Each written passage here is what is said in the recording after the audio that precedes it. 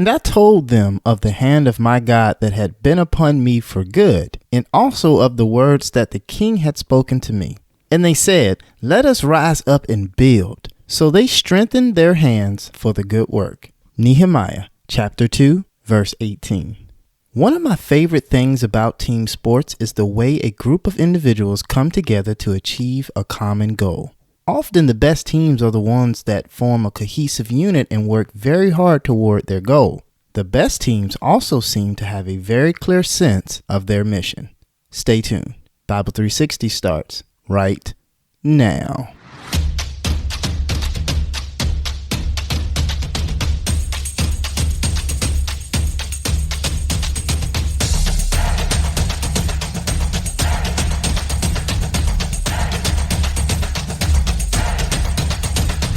Welcome to another episode of the Bible 360 podcast, where I am your host, Keyston France, and in the arena of athletics, everyone obviously wants to win, but our mission transcends winning and losing. Our mission as athletes is to give our very best effort day in and day out to glorify God, who has blessed us with these opportunities. I love the example of a solid team that we see in the book of Nehemiah. Nehemiah felt called to leave his job and travel to Jerusalem to rebuild the wall of the city. This was a job that many had deemed impossible, and he would face fierce opposition to accomplish his goal. Despite this, Nehemiah led a group of others to rebuild the wall of Jerusalem, and they had all the makings of a great team. As we see in Nehemiah chapter 2, verse 18, they had a clear sense of their mission as defined by God. But there's another important point to note here. Things were not easy for the builders just because they were working on the mission given to them by God. In fact, Nehemiah chapter 4, verse 17 says that the things were so tough that the workers had to work on the wall with one hand and hold their weapon in the other.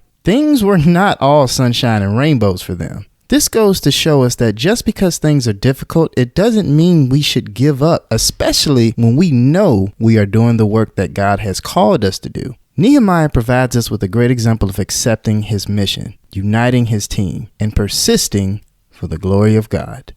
Think about it.